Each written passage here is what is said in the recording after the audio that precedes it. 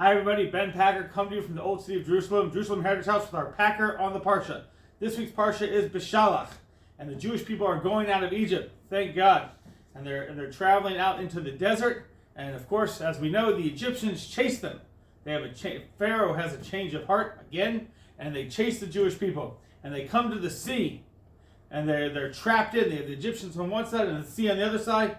Obviously, they're very concerned about the situation, and of course, God does a miracle and splits the sea.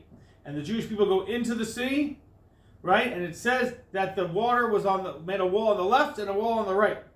Okay, and then Jews were in the middle, going on the dry land. Okay, but then, after they're already through, then it says, Hashem said to Moses, stretch out your hand over the sea, and the water will go back upon Egypt, upon its chariots and upon its horsemen.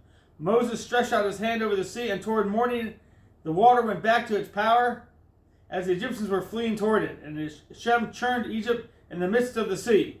The water came back and covered the chariots and the horsemen of the entire army of Pharaoh who were coming behind them in the sea. There remained not a one of them.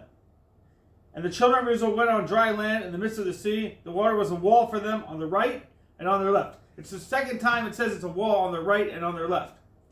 So what's going on over here? Possibly Hashem made a wall on one side of the water and the wall on the other side. Certainly, he could have also made another wall between the Jews and the Egyptians. And the Egyptians just simply wouldn't be able to get to the Jews. And then the Jews would cross through. The Egyptians would go back to the other side. And that would be it. No. Hashem kills all the Egyptians. He could have made the water go wherever he wanted. Instead, he made it go on the Egyptians and get rid of every last one of them. He didn't say, let's have a peace treaty, let's rebuild Gaza, whatever, let's rebuild the situation, right? There was no rebuilding. There was, you got to go, you got to all be gone. We got to not see you anymore.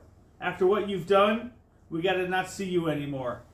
That's the way it has to be. That's the human nature, and that's the way that we can go forward, is to not see our enemies anymore. Not just that we get away from them, not just that we prevent them from hurting us. They got to be gone. That's more or less what the President of the United States said this week. And let's hope it happens.